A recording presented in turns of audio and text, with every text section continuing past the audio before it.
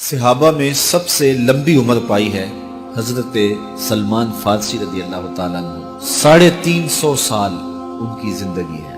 اتنی زندگی صحابہ میں سے کسی کی بھی نہیں ہے جتنی حضرت سلمان فارسی رضی اللہ تعالیٰ عنہ کی ہے۔ بنیادی طور پہ یہ ایک مجوسی کے بیٹے تھے اور بڑے امیر کبیر خاندان سے تعلق رکھتے تھے۔ یہ اپنے باغ میں جاتے تو راستے میں ایک راہب کا کٹیا تھا۔ یہ گزرتے گزرتے اس کے پاس رکنے لگے تو اس کی باتوں میں وحی کا اجالا تھا تو اس کی باتیں اچھی لگنے لگی۔ باپ کو پتہ چلا تو اس نے کہا کہ ہم مجوسی ہیں، آگ کو پوجتے ہیں اور یہ نصرانی ہے، تم اس کے پاس نہ بیٹھا کرو، کہیں تمہارا دین نہ لوٹ لے۔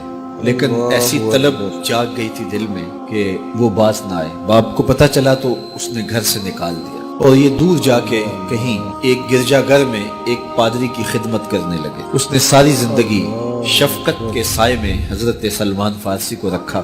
ناز و نعم سے پالا ہوا بیٹا گھر چھوڑ کے حق کی تلاش میں نکل کے اس کے گرجا گھر میں پہنچا تھا۔ جب اس کا آخری وقت آیا تو اس نے بلایا اور بلا کے کہا کہ میں زندگی کی سانسیں پوری کر چکا ہوں، اب میرے انتقال کے لمحے قریب آ گئے۔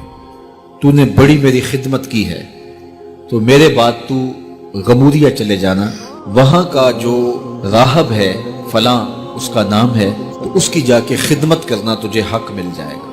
حضرت سلمان فارسی کہتے ہیں کہ میں اس کی تدفین کے بعد غمودیہ چلا گیا اور جو اس نے نشانیاں بتائی تھیں اس نشانیوں کا راہب مجھے مل گیا۔ میں ایک زندگی گزاری اس کے پاس اور اس کی خدمت کرتا رہا اور میں حق کا متلاشی تھا۔ ایک وقت آیا کہ اس کا بھی آخری وقت آ گیا اور اس نے مجھے تنہائی میں بلا کے کہا کہ کوئی ایسا شخص نہیں رہا جس کے پاس میں تجھے بھیج سکوں، اور میرا وقت آخر آ گیا اور تو نے سچائی کے ساتھ حق کی تلاش میں میری خدمت کی ہے۔ میں تجھے پتے کی بات بتاتا ہوں، پلے باندھ لے، میرے انتقال کے بعد تو یثرب چلے جانا، نبی آخر الزمان کے ظہور کا وقت قریب آ گیا ہے اور وہ ہجرت کر کے وہاں تشریف لائے۔ کہتے ہیں میں نے اس کو کہا کہ کوئی اور شخص بھی تو دعویٰ نبوت کر سکتا ہے، میں اتنی خاک چھانی ہے، ماں باپ کا دیس چھوڑا ہے، گلی گلی کی خاک چھانی ہے، تو کہیں میں دھوکہ نہ کھا جاؤں، مجھے نشانیاں بتاؤ۔ تو اس نے 3 نشانیاں بتائی۔ کہا ایک تو صدقہ قبول نہیں کرے گا، دوسرا ہدیہ رد نہیں کرے گا، تیسرا 2 کندھوں کے درمیان مہر نبوت ہو۔ 2 دن کے بعد اس کا انتقال ہو گیا۔ کہتے ہیں میں وہاں سے تدفین کے بعد اٹھا اور یثرب کی جانب روانہ ہوا۔ راستے میں ایک قافلہ تھا اور وہ یثرب ہی جا رہا تھا، تو میں ان کے ساتھ شامل ہو گیا کہ میری منزل بھی وہی ہے، لیکن انہوں نے مجھے اکیلا سمجھ کے پکڑ لیا اور غلام بنا لیا۔ لیکن میری خوش قسمتی یہ کہ انہوں نے مجھے بیچا جا کے یثرب میں، اور وہاں ایک یہودی نے مجھے خرید لیا اور اپنے باغ میں کام کاج پہ لگا لیا۔ میں روزانہ ان ہمایوں لمحوں اور ان حسین گھڑیوں کا منتظر تھا جن کے لیے میں نے در در کی خاک چھانی تھی، کبھی عرش پر، کبھی فرش پر، کبھی ان کے در، کبھی در بدر۔ غم عاشقی تیرا شکریہ، میں کہاں کہاں سے گزر گیا۔ کہا ایک دن میں اپنے باغ میں کھجوریں توڑ رہا تھا کہ ہوائیں گیت گانے لگی اور طلع البدر علینا کی صدائیں گونجنے لگیں۔ میں نے جلدی سے چھلانگ لگائی اور بھاگ پڑا۔ میرا آقا سمجھا شاید غلام بھاگ گیا، اس نے دوڑ کے مجھے پکڑ لیا۔ میں نے اس کو کہا میں بھاگا نہیں ہوں، یہ جسم تیرا ہی غلام ہے لیکن دل نوکر کسی اور کا ہے۔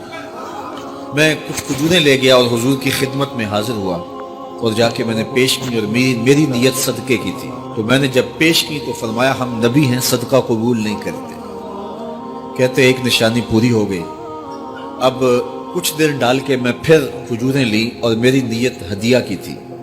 میں حضور کی خدمت میں جا کے پیش کی تو حضور نے قبول فرماتے ہوئے کہا ہم ہدیہ قبول کر لیتے ہیں۔ کہا 2 نشانیاں پوری ہو گئی، اب تیسری نشانی رہتی تھی۔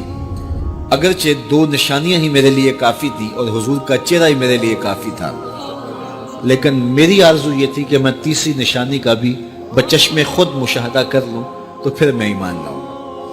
ایک دن حضور میرے باغ میں تشریف لے آئے۔ حضور نے قمیض اتاری ہوئی تھی اور اپنے مبارک کندھے کے اوپر کپڑا رکھا ہوا تھا اور مہر نبوت والی جگہ چھپی ہوئی تھی۔ ہلکی ہلکی ہوا چل رہی تھی اور میں حضور کے پیچھے پیچھے ہوتا تھا۔ میری آرزو یہ تھی کہ ہوا کا کوئی تیز جھونکا آئے اور کپڑا ہٹا دے اور میں مہر نبوت کی زیارت کر لوں۔ حضور میرے ارادہ قلب سے آگاہ ہوئے، فَأَلْقَى إِلَيَّ رِدَاءَهُ، حضور نے اپنے کندھے سے چادر اتار کے میری جانب پھینکی، پھر اپنے رخ کو پھیر کے میری جانب اپنی پشت مبارک کرتے ہوئے فرمایا انظر الی ما امرت بہ، اس پادری نے جو بتایا تھا دیکھ لے آ کے۔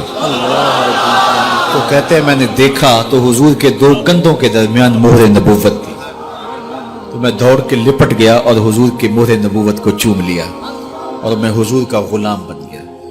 تو لوگوں نے کہاں کہاں انتظار کیے، کتنی صدیاں کاٹی، کس کس در کی غلامی کی۔ میں کہا کرتا ہوں میرے مقدر آپ کے مقدر۔ آنکھ کھلی، ہمارے والد مسجد سے مولوی صاحب کو بلا لائے اور انہوں نے کان میں آ کے کہا مبارک ہو، تو حضور کا غلام بن کے آیا۔ شاہوں سے ملا ہے نہ تونگر سے ملا ہے، اللہ کا عرفان اسی در سے ملا ہے۔ اوروں کو ملا ہے تو مقدر سے ملا ہے، مجھ کو تو مقدر بھی تیرے در سے ملا۔